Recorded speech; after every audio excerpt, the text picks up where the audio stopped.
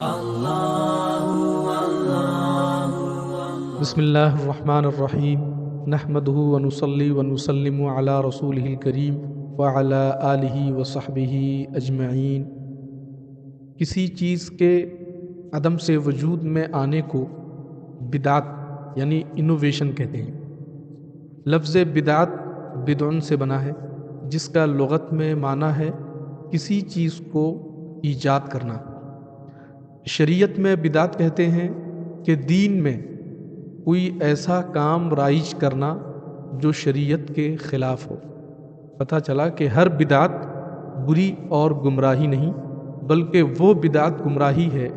جس سے دین اسلام کے کسی اصول یا قرآن و سنت کے کسی حکم کی خلاف ورزی ہوتی ہو۔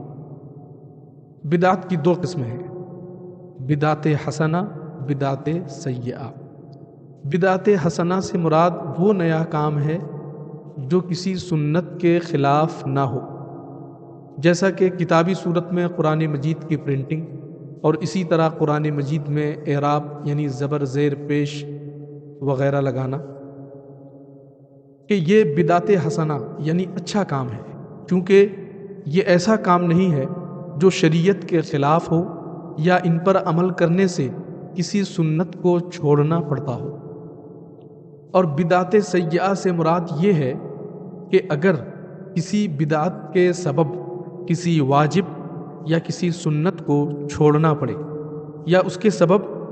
کوئی واجب یا سنت مٹتی ہو، تو وہ بدعت سیئہ یعنی برا کام ہے۔ مگر افسوس کہ لفظ بدعت سنتے ہی قرآن و حدیث اور علم دین سے ناواقف شخص یہ سوچ لیتا ہے کہ ہر بدعت گمراہی ہے۔ رسول اللہ صلی اللہ علیہ وسلم کے بعد جو بھی نیا کام کیا جائے وہ جہنم میں لے جانے والا ہے، یہ سوچ ہرگز درست نہیں ہے۔ عزیزان گرامی قدر، اس میں شک نہیں ہے کہ بدعت سیئہ یعنی برے کام کا ارتکاب سنت کے مٹنے کا باعث ہے، اس لیے ہمیں بدعت کے مقابلے میں سنت رسول کو اختیار کرنا چاہیے کہ یہی ہمارے حق میں سب سے بہتر ہے۔ رسول اکرم صلی اللہ علیہ وسلم نے ارشاد فرمایا، ما احدث قوم بدعتا الا رفع مثلها من السنة فالتمسك بسنة خیر من احداث بدع۔ جب کوئی بدعت ایجاد کرتی ہے تو اس بدعت کے باعث اس کے مثل سنت اٹھ جاتی ہے، لہٰذا سنت کو مضبوطی سے تھامے رکھنا بدعت ایجاد کرنے سے بہت بہتر ہے۔ اللہ تعالی ہم سب کو سنت رسول کو اپنانے اور بدعت سیئہ یعنی برے کاموں سے بچنے کی توفیق عطا فرمائے۔ امام اہل سنت امام احمد رضا خان رضی اللہ عنہ کا نام کسی تعارف کا محتاج نہیں، عرب و عجم میں آپ کی دینی خدمات کا اعتراف کیا جاتا ہے۔ امام اہل سنت امام احمد رضا خان صرف ایک عظیم فقیہ اور بے مثال مسلم رہنما ہی نہیں تھے، بلکہ آپ امت کے ایک عظیم مصلح یعنی اصلاح کرنے والے قائد یعنی لیڈر بھی تھے۔ امام اہل سنت امام احمد رضا خان رضی اللہ تعالی عنہ نے ایک عظیم مصلح امت کا کردار ادا کرتے ہوئے بدعت و خرافات کا سختی سے خلاقمہ فرمایا اور اپنے قلم کے ذریعے مسلمانوں کے عقائد و اعمال کی اصلاح فرمائی۔ امام اہل سنت امام احمد رضا خان علیہ الرحمہ کے اندر تین خصوصیات واضح طور پر نظر آتی ہیں۔ نمبر 1 تمسک بالدین، نمبر 2 عشق و محبت رسول، اور نمبر 3 رد بدعات و منکرات۔ چنانچہ مسلم معاشرے میں پھیلی ہوئی بہت سی بدعتوں اور اوہام و خرافات کو بیخ و بن سے اکھاڑ پھینکنے کی سعی بلیغ کی اور جا بجا ان پر نکیر فرمائی امام اہل سنت نے، اور ان کے مضمرات و نقصانات سے ہر سائل و مستفتی کو باخبر اور ہوشیار کیا۔ اس کی چند مثالیں ملاحظہ فرمائیں۔ نمبر 1 امام اہل سنت امام احمد رضا خان علیہ الرحمہ کے دور میں جب صاحب مزار اور گدی نشین پیروں کو بطور تعظیم سجدہ کیا جانے لگا، اعلیٰ حضرت امام احمد رضا علیہ الرحمہ نے سجدہ تعظیمی کی حرمت میں الزبدۃ الزکیہ لتحریم سجود التحیہ نام سے باقاعدہ ایک مبسوط رسالہ تحریر فرمایا، جس میں متعدد آیات قرآنیہ، 40 احادیث مبارکہ اور تقریباً 150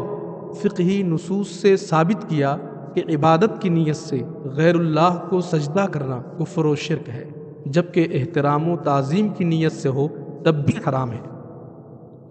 دوسری مثال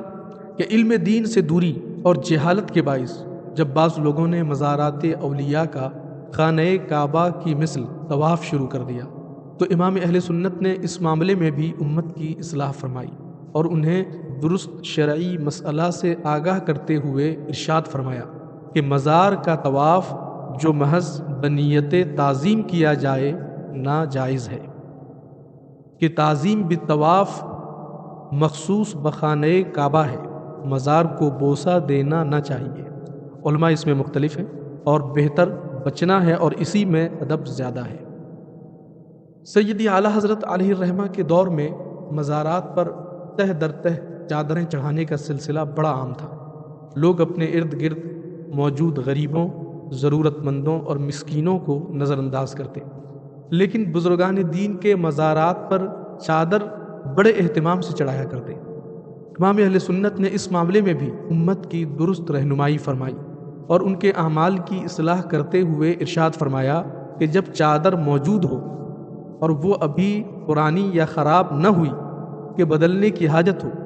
تو بیکار چادر چڑھانا فضول ہے، بلکہ جو دام یعنی قیمت اس میں صرف کریں ولی اللہ کی روح پاک کو ایصال ثواب کے لیے کسی محتاج یعنی ضرورت مند کو دے دیں۔ اور جب مسلمانوں کے ایمان کی بنیاد یعنی عقیدہ ختم نبوت سے لفظوں کی ہیر پھیر کے ذریعے چھیڑ چھاڑ کرنے کی کوشش کی گئی اور بعض بدبختوں کی طرف سے یہ کہا گیا کہ بالفرض آپ کے زمانے میں بھی کہیں اور کوئی نبی پیدا ہو، جب بھی آپ کا خاتم ہونا بدستور باقی رہتا ہے، اور بلکہ اگر بالفرض بعد زمانہ نبوی بھی کوئی نبی پیدا ہو تو بھی خاتمیت محمدی میں کچھ فرق نہ آئے گا۔ تب امام اہل سنت امام احمد رضا علیہ الرحمہ فوری طور پر میدان عمل میں اتر آئے اور ہندوستانی مسلمانوں کے عقیدہ ختم نبوت کی حفاظت فرمائی اور بحیثیت مصلح امت عقیدہ ختم نبوت سے متعلق رہنمائی کرتے ہوئے ارشاد فرمایا کہ حضور پر نور خاتم النبیین سید المرسلین صلی اللہ تعالی علیہ وسلم کا خاتم یعنی دنیا میں تشریف لانے میں آخر جمیع انبیاء و مرسلین بلا تعویل و بلا تخصیص ہونا ضروریات دین سے ہے، اور جو اس کا منکر ہو یا اس میں ادنا شک و شبہ کو بھی راہ دے وہ کافر مرتد ملعون ہے۔ آیہ کریمہ وَلَٰكِن رسول اللہ و خاتم النبیین یعنی ہاں محمد صلی اللہ علیہ وسلم اللہ کے رسول ہیں اور سب نبیوں کے آخری نبی ہیں، اور حدیث متواتر لا نبی بعدی کہ میرے بعد کوئی نبی نہیں سے تمام امت مرحومہ نے سلفاً و خلفاً ہمیشہ یہی معنی سمجھے کہ حضور اقدس صلی اللہ علیہ وسلم بلا تخصیص تمام انبیاء میں آخری نبی ہوئے۔ حضور صلی اللہ علیہ وسلم کے ساتھ یا حضور کے بعد قیامت تک کسی کو نبوت ملنی محال یعنی ناممکن ہے۔ تو امام اہل سنت اعلیٰ حضرت رضی اللہ تعالی عنہ کی ان کاوشوں، ان خدمات کو دیکھنے کے بعد میں زبان پر یہ شعر جاری ہو جاتا ہے کہ مدت ہوئی ہے آپ کو پردہ کیے ہوئے، مدت ہوئی ہے آپ کو پردہ کیے ہوئے، لیکن ہر ایک بزم میں چرچا رضا کا ہے، لیکن ہر ایک بزم میں چرچا رضا کا ہے۔ اور بدعت کے بارے میں زیادہ جانکاری کے لیے آپ مطالعہ کریں میلاد و قیام رئیس المتکلمین علامہ مولانا نقی علی خان علیہ الرحمہ کی یہ کتاب ہے،